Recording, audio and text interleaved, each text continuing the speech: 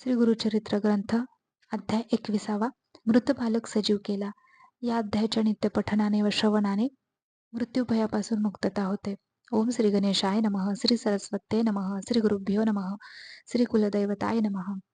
सिद्धयोगी नामधारकाला म्हणाले, नामधारका, त्या ब्रह्मचाराने त्या मेलेल्या मुलाच्या आईची विचारपूस केली व तिचे सांत्वन करीत म्हणाले, हे बाई, तू विनाकारण शोक का करीत आहेस?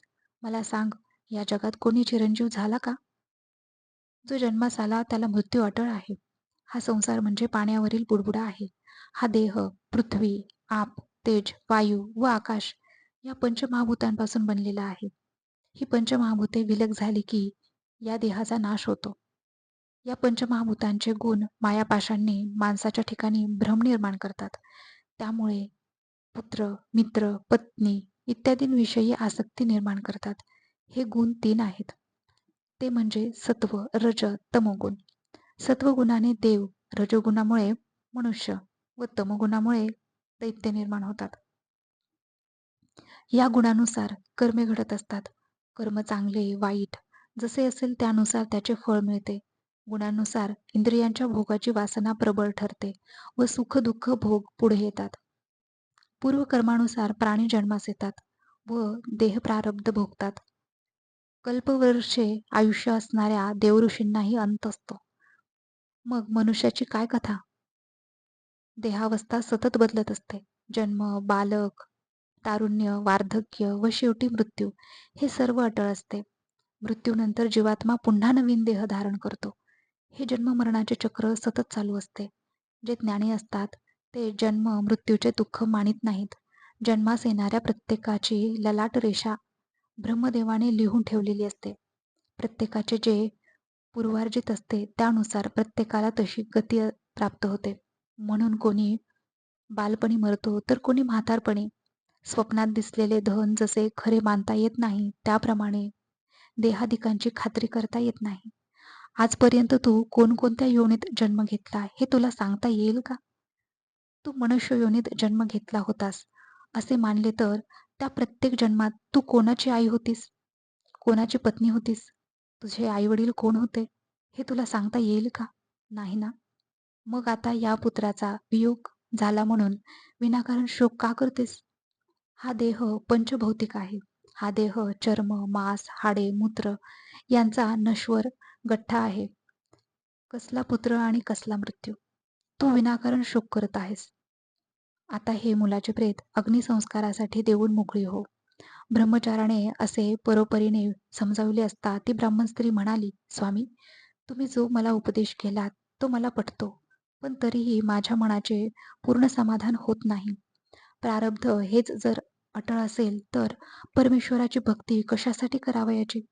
परिसाच्या स्पर्शाने लोखंडाचे सोने नाही झाले असे कधी घडते का? मी भाग्यहीन, दुर्दैवी म्हणून श्री गुरूंना शरण गेले. त्यांनी मला अभय दिले. मी त्यावर विश्वास ठेवला.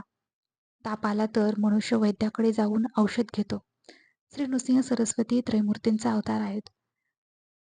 त्यांनी वर दिला ते असत्य कसा ठरेल? मी त्यांच्या वचनांवर पूर्ण विश्वास ठेवला. असे असतानाही मला पुत्रवियोगाचे दुःख का भोगावे लागत आहे? श्री गुरूंचे वचन खोटे ठरले. आता मी कोणावर विश्वास ठेवू? त्यापेक्षा मरण बरे. आता मी प्राणत्याग करते.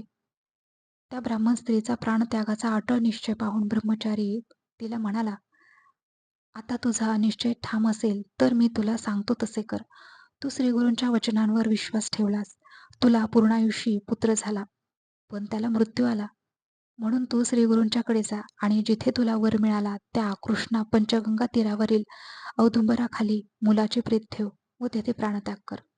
ब्रह्मचाराने असे सांगितले असता ते त्या ब्राह्मण स्त्रीला पटले. मग ती मुलाचे प्रेत पोटाशी बांधून औदुंबराजवळ गेली. तिने पुत्राचे प्रेत गुरुपादुकांजवळ ठेवले. तिचा पती तिच्याबरोबर होता. ती स्त्री गुरुपादुकांवर डोके आपटून आक्रोश करू लागली. लोकांनी पुत्राचे प्रेत अंत्यसंस्कारासाठी मागितले, पण रात्र झाली तरी ती प्रेत देण्यास तयार होईना. आता या निर्जन जागी रात्री थांबणे योग्य नाही. प्रेताला दुर्गंधी सुटली की ही बाई प्रेत आपल्याकडे देण्यास तयार होईल.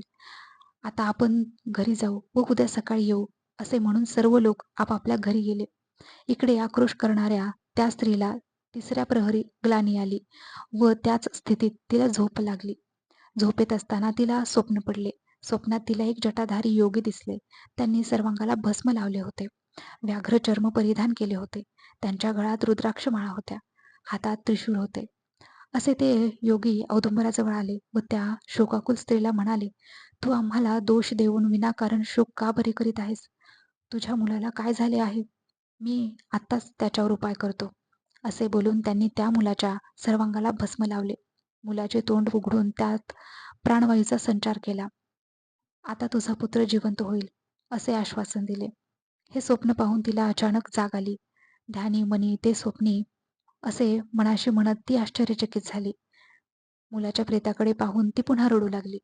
आपले दैवच खोटे, तेथे देवाला दोष देण्यात काय अर्थ आहे? श्रीगुरूंना तरी दोष का बरे द्यायचा, असा विचार करीत तिने मुलाच्या प्रेताकडे पाहिले. ते मूल हालचाल करीत आहे असे तिला दिसले. तिने प्रेताला हात लावला. तो ते गरम लागले. त्या प्रेताला जीव आला. तो मुलगा उठून आपल्या आईला बिलगला. त्या बाईला ही भुताटकी तर नाही ना, असे क्षणभर वाटले. पण तसे काही नव्हते. तो मुलगा खरोखरच जिवंत झाला होता. त्या बाईने अत्यानंदाने त्या मुलाला छातीशी घट्ट धरले. तिला एकाएकी प्रेमपाणा फुटला. ती मुलाला स्तनपान देऊ लागली. तिने आपल्या पतीला जागे केले. आपला मुलगा जिवंत झालेला पाहून त्याला अतिशय आनंद झाला. ही सर्व श्री नृसिंह सरस्वतीची अगाध लीला याची त्याला खात्री पटली.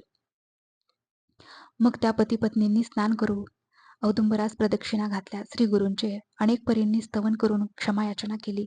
श्रीगुरूंच्या पादुकांची यथासांग पूजा करून भक्तिभावाने श्रीगुरूंचे स्तवन केले. त्याच वेळी गावातील ब्राह्मण मुलाच्या प्रेतावर अंत्यसंस्कार करण्यासाठी तेथे आले. मुलगा जिवंत झालेला पाहून सर्वांना आश्चर्य वाटले. सर्वांनी श्रीगुरूंचा जय जयकार केला. मग त्या ब्राह्मण पती पत्नीने तेथे ब्राह्मण भोज घालून मोठा आनंदोत्सव साजरा केला. ही कथा सांगून सिद्ध योगी नामधारकास म्हणाले, नामधारका, औदुंबर क्षेत्र महिमा कसा आहे याची एक कथा मी तुला सांगितली. अशा अनेक कथा आहेत. औदुंबर स्थळी श्रीगुरूंचे कायमचे वास्तव्य असते. तेथे जाऊन श्रीगुरूंची सेवा केली असता सर्व इच्छा पूर्ण होतात. याचा अनुभव अनेकांनी घेतला आहे. श्रीगुरूंची चरणपूजा केली असता वंध्य स्त्रीला पुत्र संतान लाभते. दरिद्री माणसाला लक्ष्मीप्राप्ती होते. रोगी माणसाला आरोग्य लाभते. कधीही अपमृत्यू येत नाही. श्रीगुरूंची भावभक्तीने पूजा केली असता सर्व मनोकामना पूर्ण होतात. जो कुष्ठरोगी असेल त्याने श्रीगुरू चरणांची पूजा केली असता शरीर सुवर्ण होते. याविषयी संदेह बाळगू नये. श्री गुरुचरण पादुकांची पूजा केली असता हृदयविकार, गंडमाळा, अपस्मार इत्यादी दोष नाहीसे होतात. मंदमती, बहिरा, मुका, पंगू, रक्तपितीग्रस्त यांनी औदुंबराची सेवा केली असता सर्व दोष जातात. चतुर्विध पुरुषार्थाची प्राप्ती होते. श्री गुरूंचे वास्तव्य असलेला औदुंबर म्हणजे या कलियुगातील कल्पवृक्षच आहे. नामधारका, श्री नृसिंह सरस्वतींचा महिमा किती सांगावा. सरस्वती गंगाधर म्हणतात, श्री गुरुचरित्र म्हणजे प्रत्यक्ष कामधेनूच आहे. त्याचे भक्तिपूर्वक श्रवण पठण केले असता सर्व इच्छा पूर्ण होतात. अशा रीतीने श्री गुरुचरित्रामृतातील मृत बालक सजीव केला नावाचा अध्याय 21वा समाप्त. श्री गुरुदेव दत्तात्रयार्पणमस्तु. अवधूत चिंतन श्री गुरुदेव दत्त.